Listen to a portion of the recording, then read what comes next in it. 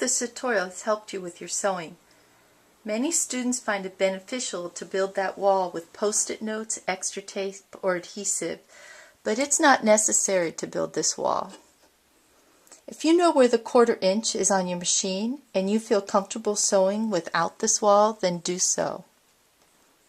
When I piece, I just rely on my 1/4 inch foot. Remember, the more you practice, the easier it gets. If you continue to have problems with accuracy, you might want to check on your cutting and pressing.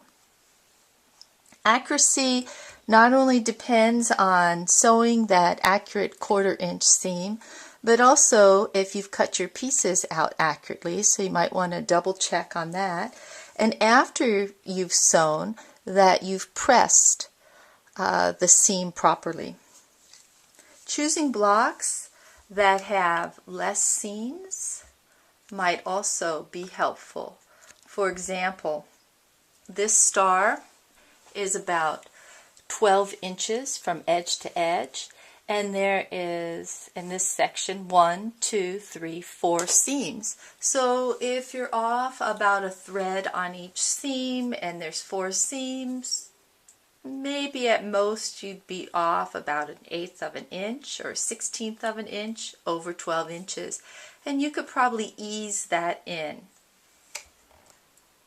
In this next block, which is also about 12 inches from end to end, in this section there are 1, 2, 3, 4, 5, 6, 7, 8, 9 seams.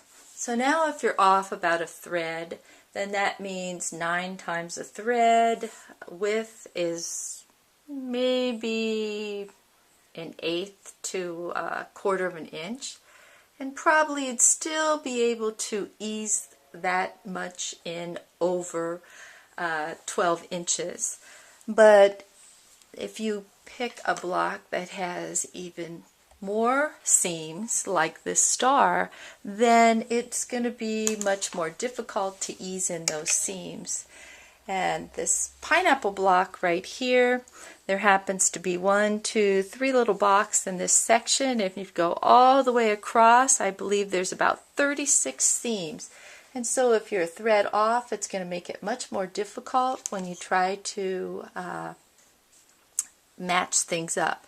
So this would be a block that you would try after you have accuracy on sewing, cutting, and pressing. So once again, thank you for visiting learnhowtoquilt.com, and I wish you success in your quilting.